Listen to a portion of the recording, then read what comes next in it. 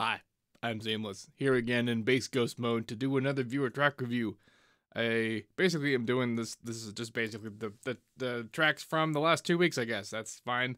It's not fine. My schedule sucks. I'm sorry, but this is XSplit's Chroma mode doing this, like on top of the thing that's happening in a ZG profile. It's kind of fun, but I have a cooler ideas I want to do with this, and I'm excited this is even possible. Neat little trick, huh? Anyway, we're going to begin today's journey into music with a track called Back Again by Jason Salmon. Let us see what this is like.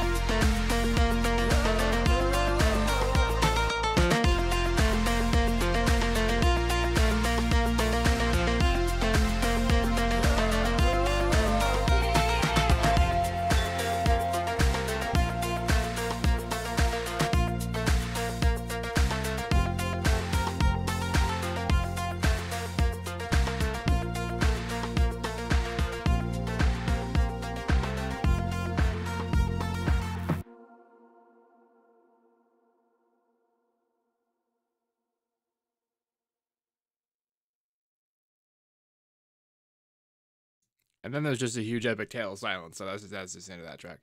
But it wasn't that pleasant. That was a pleasant sounding, feeling thing. It was very, very quiet, but wow, excuse me. The overall feeling and mix of it would work perfectly. Like there was not power because it was all relative. It was all very quiet, but within its range, the elements relative to themselves were powerful for themselves. Like, you know, the kicks were powerfully enough away from each other and that kind of thing. And this is the sort of thing that would work for like video games and TVs and stuff. TVs, not even TV shows, just TVs. Put it on your TV and listen to it. Yeah, sure. Now, that's musically and very straightforwardly mixed. Like, this is actually this. So when I went to college and I learned music theory, there's a big old focus on, you know, there's basically there was two paths. There was the jazz and the classical path, and the classical path has, you know, all of their very sort of mathy approach to. I mean, it's theory and it's the same in jazz too, but what jazz has is a whole bunch of standards. There are those in classical music too. They call them etudes because they're just studies. And they're basically like genre exercises. They're genre, like, learn how to play this kind of genre, make it sound right. Here's a study. Like, here's the thing. And jazz is like that. Jazz has a lot of like, oh, here's this jazz. Here's all of these very classic songs that like encapsulate the specific feeling of the feel. And this feels like whatever the hell genre this could possibly be, whatever you would call this feels like a standard. This feels like musically, like this is just what you should be to do that. Do one of these standard music, which like it's a pretty big compliment though, because the thought of this is to appeal to a lot of people, to be a standard, really truly average kind of thing. You need to be really at the core root of what a thing is. You have to know it kind of hard. I have no idea how you arrived at this. Maybe this was all very whimmy to you, but the sort of the getting there, like music theory itself, right? Like even classical stuff, which we kind of think of as being high level complicated, is actually very averagely simplified, goddamn, to translate virtuoso musicianship into something that a person can learn at home, because back in that day, a person was what a jukebox was.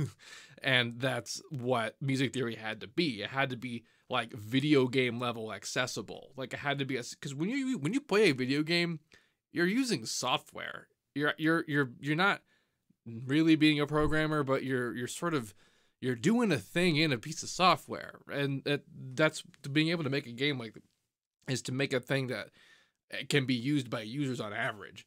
And really nailing it and being popular, like for something like Tetris or Mario, is to be so incredibly simple and basic that it achieves the most core pillar aspect of what the thing is. And that's kind of what this feels like as whatever music could be for this. And you've even very succinctly named your sections and things. So the thoughts there. Coming up next, we have Sandro Lang with Terminated. Either that or it's the artist's name is Terminated and the track's name is hard ass punk, or the artist's name is hard bass punk. See, this is right, questions. Either way, I'm pretty sure the artist's name is Sandro Lang and this track is called Terminated. Let's have a listen.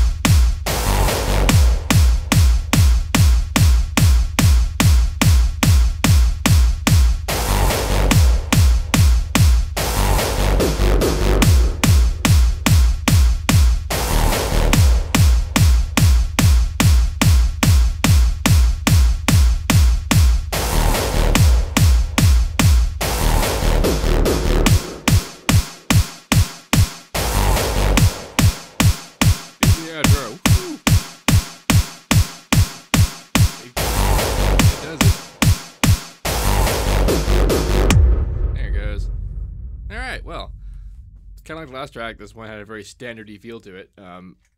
Also, but unlike the last track, this one had, I mean, it had hard bass punk in the actual like description of the song. So, yeah, this implies to me this individual had perhaps direct aspirations towards nailing a particular feel, and it that felt right. That felt that right.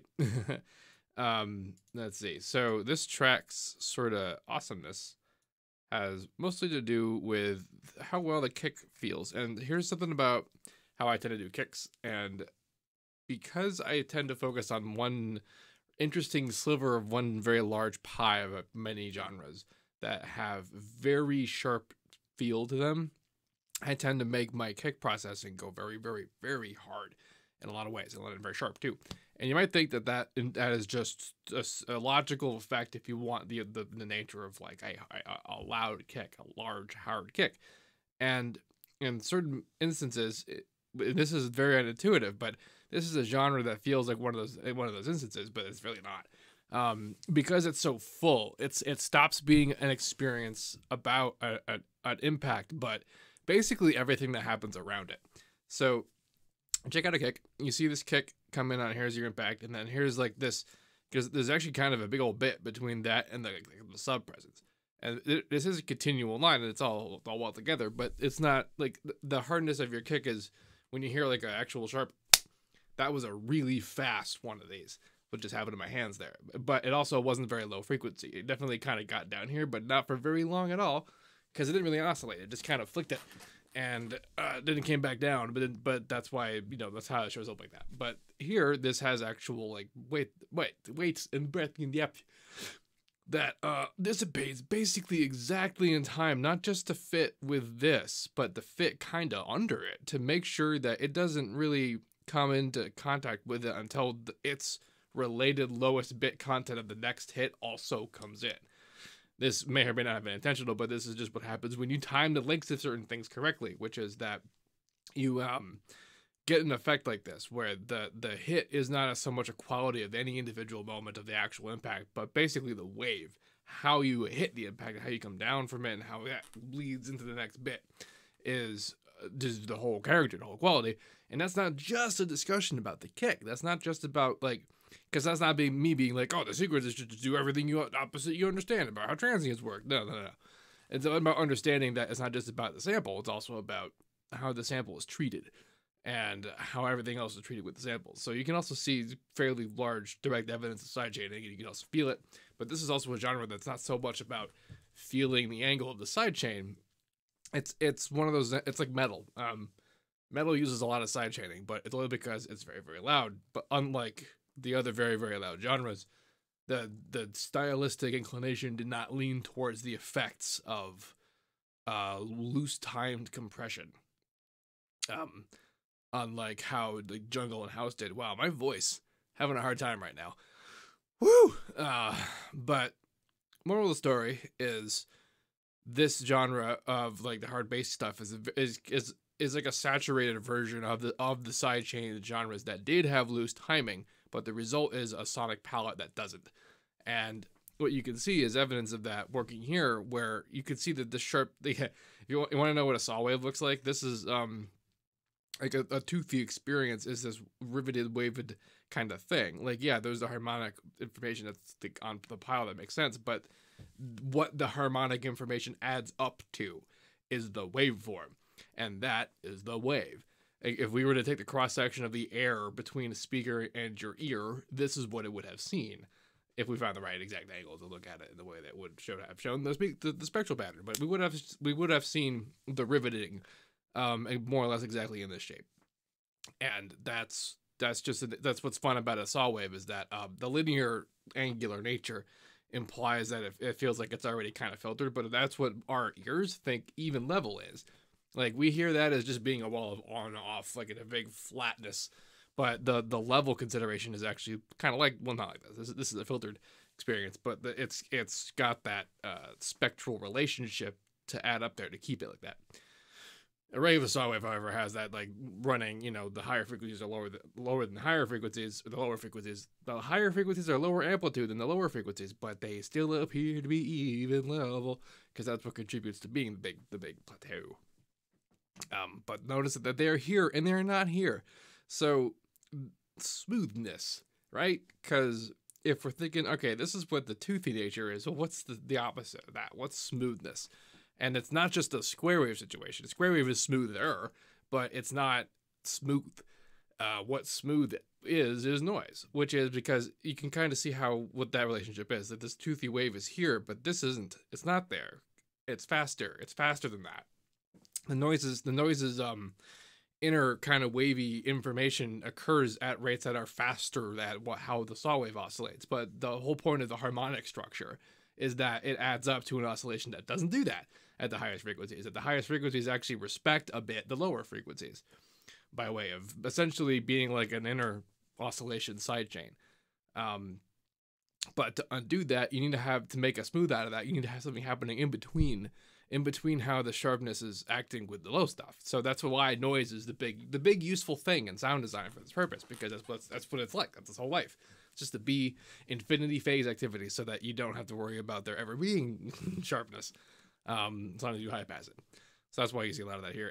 And the timing of it being this before like kind of on kick off kick thing, just the whole concept of the on kick off kick thing is also arrangement helping to make the universe really work for the instrumentation you've chosen. Yeah, the instrumentation you've chosen. Also this concept of blending your kick with your bass. So this could have just been a tuned kick. I wasn't paying attention too hard to it, but it also could just have been a kick on the bass, and the bass being correctly sidechained by like only the actually bassy part of it, and not like the actual transient. So that's the metal trick. Because in EDM, like I might call this EDM. Like this is the kind of metalified version of EDM, because like in regular and sort of normal pumpy droppy stuff, the whole idea is that the wall of transient is where the thing kicks off. But like in metal, you don't sidechain by you don't sidechain low information by high information. You just don't do that. And the reason you don't do that is because the whole purpose of that high information is being there, doing stuff. And the low stuff has to be there to do its stuff when it does whatever it does, but only then and pretty much no other time. And that's also pretty much the case here. So that's why you can still see there being like incredibly active bass information, but still viable underneath a hit that still sounds like a hit. Because you're like, oh, well, how does that work? How do we still have transient interruption happening here, but not interfering with what is a hard hit? And the answer is because that's not what a hit is. And it has to do with all that psychoacoustic nonsense. I was saying that essentially saying that you just want to pay attention to your beat to beat, like a beat to beat moment for everything. And as long as it all kind of moves together, an illusion of ridiculous onness will create. It's not necessarily an illusion. This is what you're doing. Just as long as everything is in sync. And that's why electronic music is awesome, because like humans have been trying to do this themselves for pretty much ever. That's what orchestras are. Orchestras are big old coordinated motion things. Not that they've been trying to make house, for 200 years. I'm sure they could have figured it out if they thought about it. But it previewed. Yeah, well, that was the next track. I actually have the folder open inside FL. I can just it's dragging and dropping. And oh look, it previews. I should disable that next time I do this video. Anyway, up next is a track called Keep On Moving by Arponax. Again, a combination of, I'm pretty sure that's the artist name, track name, but it could actually work the other way around. You could be an artist called Keep On Moving. And this could be a track called Arponax. It could. Alright, let's see what it sounds like, though. Unlike we just didn't. Yeah, as though we didn't just, was essentially what I just tried to say. Anyway, here comes this. Oh, was that the beginning? That was the beginning. It just begins like that. Okay.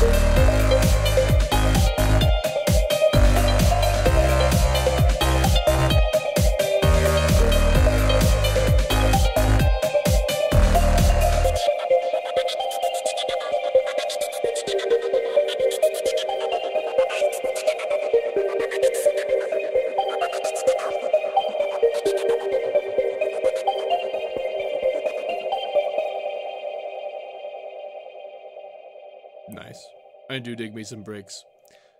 This is me making sure my mic is on. Cool, good. All right, so I was mentioning before this concept of like relative level to translate the idea of power.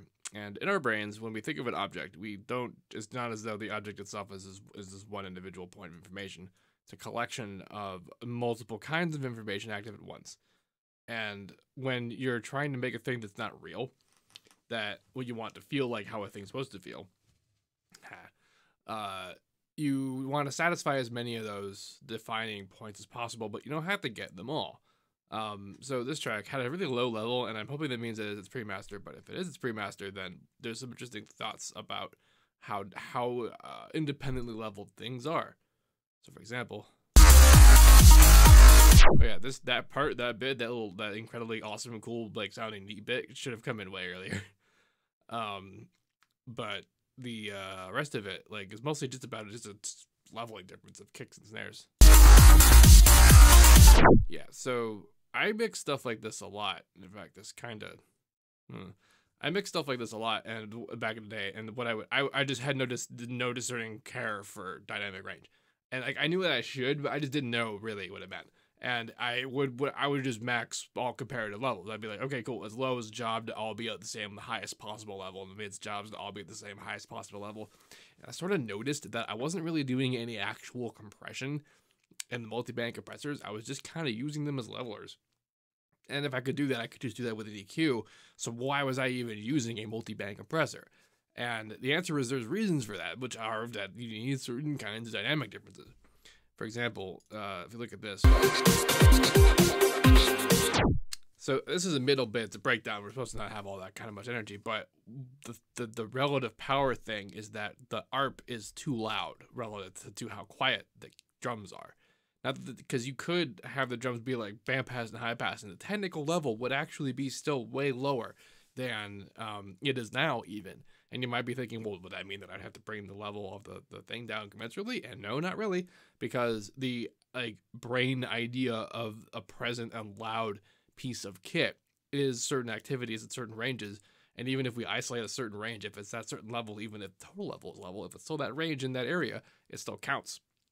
So when we're layering together something like this vibe thing that has a level that would not normally outpace a drum kit, but we're in a moment with the breakdown where the drum kit doesn't have the power that it would to outpace the thing to do would be to take the thing that's currently louder and then do that bandy thing to it until it doesn't have the factual power over the element that it shouldn't, but it still has a presence it needs to because you've isolated the core band of it that is what it needs to be. In my opinion, this is why in a lot of the songs that inspired me to make this kind of stuff, and during the breakdowns, filters are just everywhere. It's not just that it's fun to move them around. They're also a really good way to cut level and make power relativity a reality. Because what's real fun about high passing is that the effect of level reduction to loudness and the feeling of it is not linear. If you cut up some high and some low frequencies, it takes a while for you to feel like, oh, this sound has gotten quieter. But factually speaking, all of the power is in the low end. Almost half of it is just the fundamental tone itself. So this is a big reason why one of the primary pieces of mixing advice I have is that you should just high pass things as high as you can before they start to sound bad to you personally. And that's because you just the headroom bank you've created for yourself by doing so is epic. So this section again. The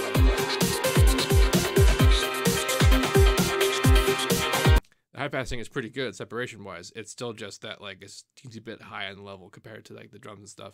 Now in the other bits, in the actual main bits, that power differential is not as bad.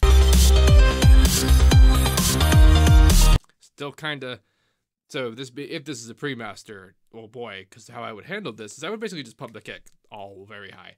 Because I visibly see this baseball we've created as bat and say, all right, cool, the kick needs to be like the spiky end of it. It needs to be a spiked bat. That's actually a really great way to think about how you want your stuff to look. If we're talking about like pre-master wise, because if you think about it, that information is that behavior. Like, remember how we're talking about caring about the beat's sort of influence moment to moment as being what an impact is leading up and be proceeding it, preceding it. Yeah. And the house track, that's still technically the case for a track like this. It's just that because the beat is broken and like that's not why breakbeat's called breakbeat, by the way.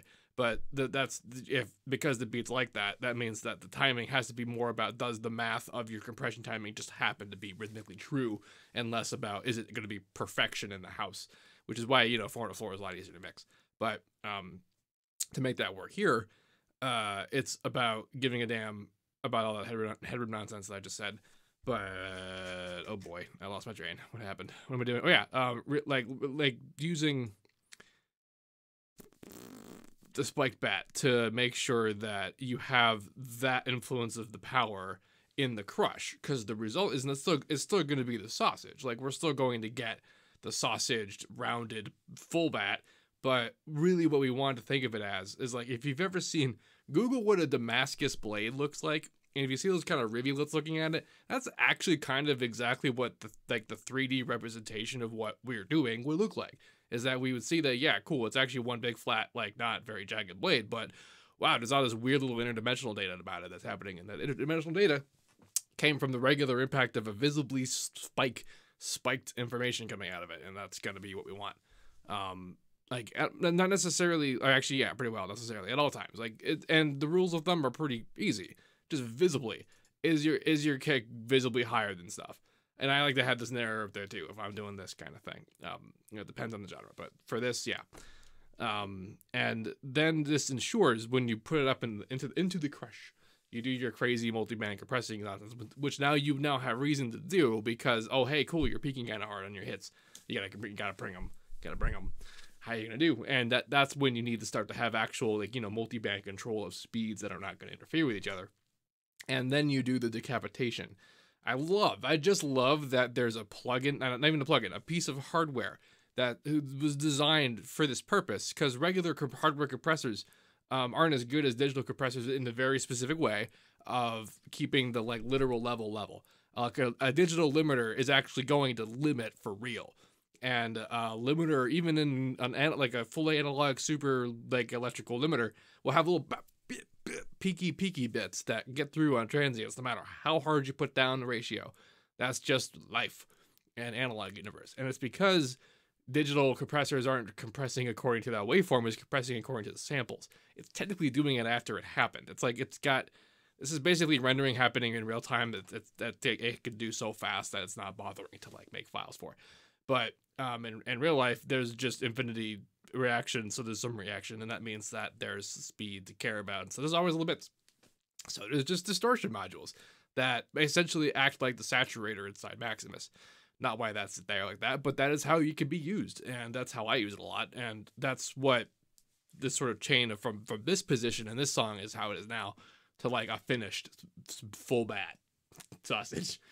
God, terminology. I'm a professional. So other than that, I liked the sound design. I liked ARPs. I like ARPs a lot. It could have more doings, especially because with the reason why I like ARPs is because there's so many ways to vary them while not varying them. In fact, ARPs themselves are just kind of a cheat. They just play a chord, and how many songs do we know are just the same 4 chords in a row, and why is that possible? And a big reason that is because they just kind of fool around with the notes, and it's just still the same chord. That's why when you see jazz notation, they don't even give you notes. They just give you the chord range, because if you just played anything in that range, it sounds okay. And that's kind of what ARPs are. And that means that you can go kind of ham about note order. It's more about, like, rhythm at that point. And it can get neat, just like with regular drums, and you can do cool things like fills and nonsense. I used to write them manually before I knew that there was a way to do them, like, with FL's automatic stuff. But even with the automatic thing, you can fuss with them. You can still do the automatic. You can do the automatic and you can do the manual writing at the same time. It's a neat time. Anywho, good job, Arponax. Up next, we have Kruasan. Kruasan, yes. Yep, that's definitely how it sounds. And I'm pretty sure that's the artist name because it's in there twice. And the song is called Drops of Thrill. And I'm already excited. Let's have here.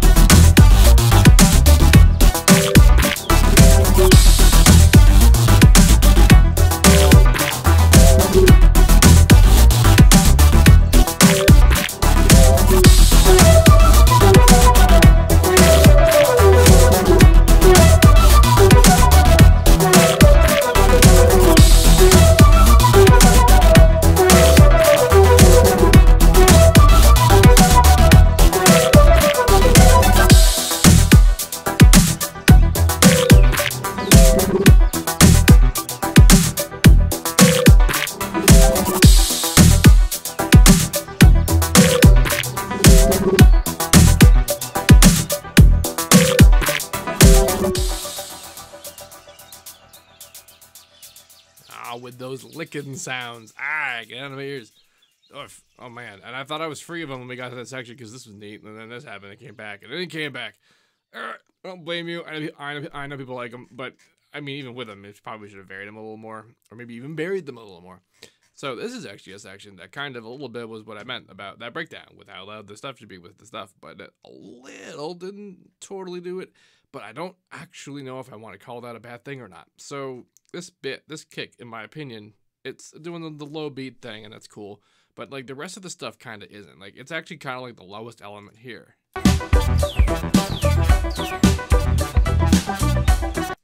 So how I handle sections like this and moments like this, where that's like the tone I want, where like, yeah, this is basically the kit, and every other version of this that I can have available just from the direct version of whatever this is, isn't cutting it, and this is it, and this is what's up, and making it louder doesn't help. I just boost the bass. I just do that because that's kind of what we're looking for. We're looking for the power element to it, and like when we saw that in that house track, the real power element wasn't the transient. It was the louder, bassier bit, and that's like the saw wave, where the fundamental is the big loudest thing. For a thing to really feel balanced, that's totally what you really want to balance and base things around. Unless you're doing the magic trick where you are doing like half and half, and you're like high passing a bunch of things, add together to be that profile at the end of everything with your song, and also adjusting it just to be cool, because for style. And this, in my mind, I think could benefit, especially because you have the headroom. Like you're letting it be low, so you have the room to push that. That kind of reality. The rest of it works out. It actually has the balance of like what might even be like the band of it, if there were instruments. So I like that about it. So good gerbs overall. Still hated that licking sound. Just hated it. Hated it so much. Coming up next, we have either JD or Lethal Cortex with Mystery's Embrace, or Mystery's Embrace with Lethal Cortex, or maybe Mystery's Cortex and JD Lethal Embrace. Who knows? This one actually has the whole ass title in it, so now you can decide. You decide. Okay, let's see what. Oh wait, let's zoom in first. I said. There you go. More than that. All right.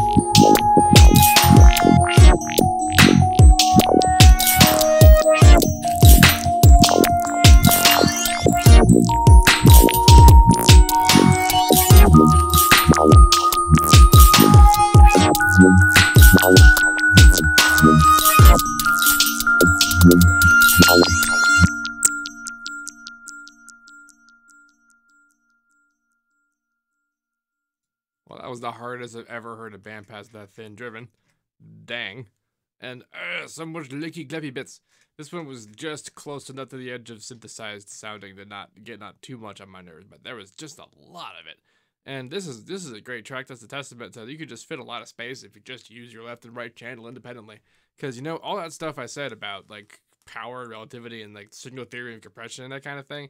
That's just a channel, a one channel deal. And we would mostly just assume we're doing it all combined, the stereo channels and that kind of thing. But you can also just choose not to do that. You can straight up just put the conflict in the stereo and make it so that like, yeah, they're not really adding up together the same in that way. And that's what a lot of people mean when they say that you can hide level in your stereo. And what's happening essentially is that you're making the conflict occur in the listener. And some of the effect is then sort of like post-track, which is kind of whack. Because what it means is you're not totally in control of the result, and it's very system dependent. So there's that problem, which is why you want to do mono checks. That's sort of what you do that kind of thing for. Because if you go too hard on to go too wide, you can risk that person just not hearing what you're doing. But in the sense that most people listen to stuff on headphones, it's probably not going to happen. Anyway, it was nicely mixed, nicely powered up. I got really used to its way. These bits, like, they feel just so clicky and tappy, and it's nothing really wrong with that. Nothing totally incorrect about it and the way any of this went. And I said before, like, it's just like I've never felt a thing like that thin push that hard. I also kind of think it took a long time getting there. It was that this original bit was actually a pretty sweet drop. It just took a long time, and this was all at too high a power to not be this cool. You know what I mean? So actually, let me explain that. So what I mean by this is that I actually heard a wonderful term in that corridor channel VFX Artist React from one of the animators who was doing it from Pixar, that guy who does Pixar stuff, and he used the term pencil mileage. And there's this idea of you're going to do an animation, you're going to do a draw, and if you take the line and you measured it out, it would be miles and miles. And so you don't want to use a lot of pencil mileage on stuff that's not like important. And in doing digital stuff and editing and like computer and app nonsense, like that's not sort of literal, but this is actually about how you can kind of measure and deal fatigue to a person with your audio.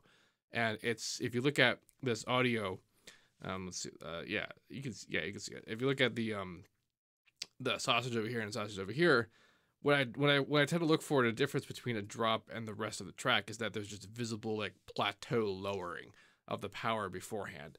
And it's not just a trick to make the drop feel bigger. What it is that if you take the amplitude and you pull that out and you make it a length and you measure it, it was less. And that meant that you had to go through less to get there.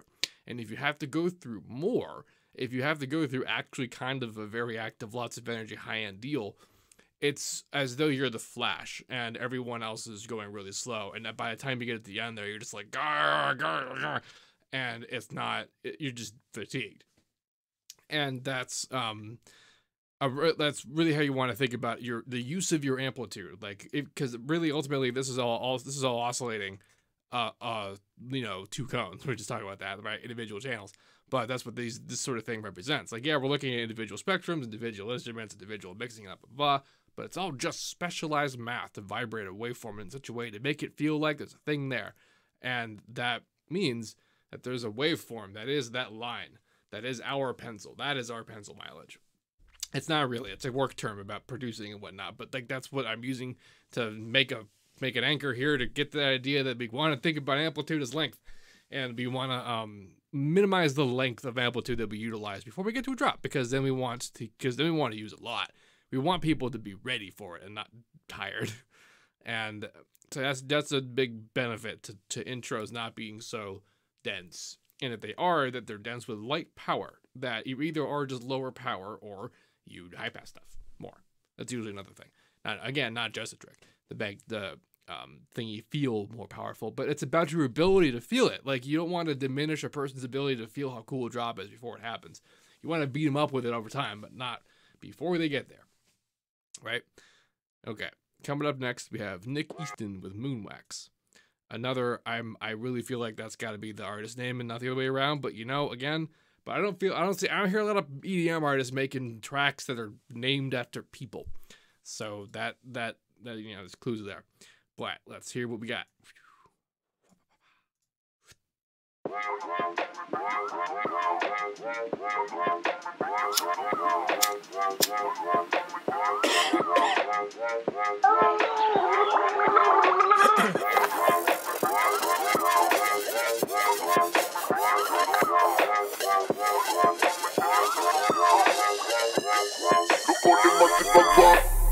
Turn up the sound, me beg you, turn up the sound. Turn up the sound, me beg you, turn up the sound. Turn up the sound, me tell you, turn up the sound.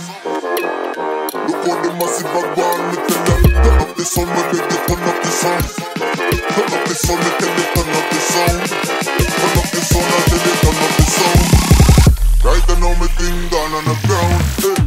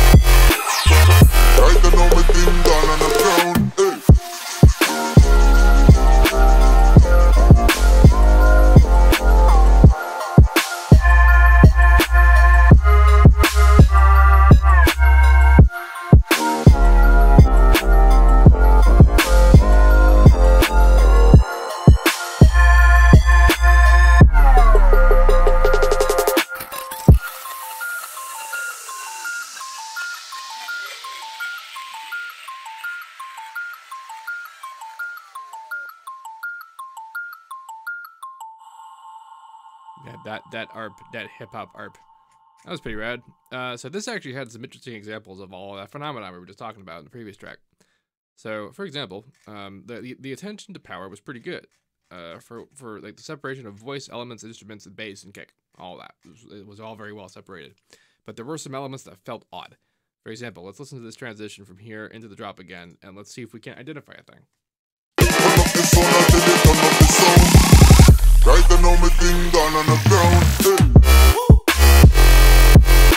Cool. Now, this feels fine, right? This feels fine. The power is all there doing what's supposed to do, but it feels unrelated a little. Like it's not, right? Like it's correct. All the power is correct in terms of like what the action is and what range and what comparison. Like it's all there. But why doesn't it feel like it's matching up? And the answer is that the power consideration is not linear. The lower frequency you go, the more power you need to sound as high and loud as you do as high frequencies. And higher frequencies, when they get louder, the impact of them for that pencil mileage stuff we're talking about the amplitude, because it's fast auction oscillation, and if you high amplitude it and you do faster of it, you're doing a lot of amplitude really fast, and you're getting a lot of the line. That it gets less true when you come down to lower frequencies, because even though the lower frequencies are bigger, they're slower. So that's why the transition to higher frequencies is not a linear thing, loudness wise, and feeling normal, feeling regular. And in this example, what the action is that there's an activity and a difference and a feeling that is a way and a rate of presence in here that is not the same here, and it's not being made up enough by the low end. Because in this track's sort of relative concept, this low end element is essentially its idea of zero. It's not that big. It's not that much bigger than this stuff, which means that its power being more doesn't make up for how much less activity there is in here. And you might be thinking, okay, but this is loud as hell. This is a solid block of nonsense. And I'm like, yeah, it is. But check this out. You see them rivulets, see them little bits there. That's the in-air activity of what we were saying before about the effect being in the air. The phase cancellation of the harmonics. This is why we can hear the bite of the tone and the note. Right? That's what that representation is. But it's also a lower frequency. If we were really going to look at the actual tracks recording out in the air, what we would see is a big old lean down in the end, because that's what that represents, is that the low end is powerful enough that it's imparting itself up there. And no, it's not literally doing that. That's not what's causing that effect. That's the sound design.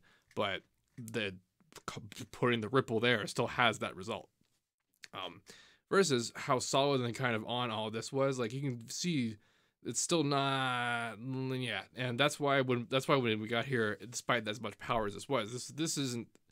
It would need to be multiples of this. It would need to be more louder than it's physically possible for this to be in the confines of what our signal space is.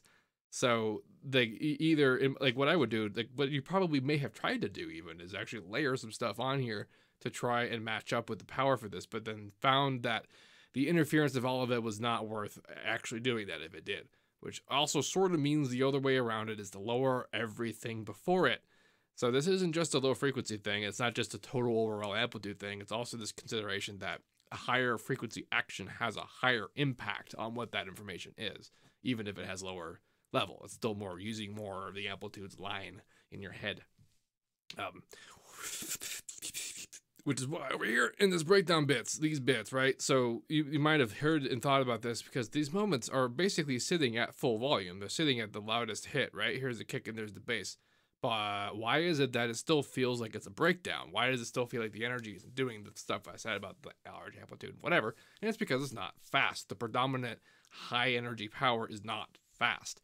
And you can tell because when you see it get toothy like that, that's when we're seeing individual oscillations. That's what that is. We're seeing the sub exert itself that thoroughly. And that's because the rest of it doesn't add up to shit. And it means that that's what our brain interprets as having been overall power, because that bass was still that same level while there was still a lot more high frequency action preceding it. So that's how that works out. And this track works out. This is an excellent roll. I dig it. I'm trying to think. I was going to say something about the voice. I think I did. Overall, I think it might have made the point I was going to make about it with the other thing. So that's cool.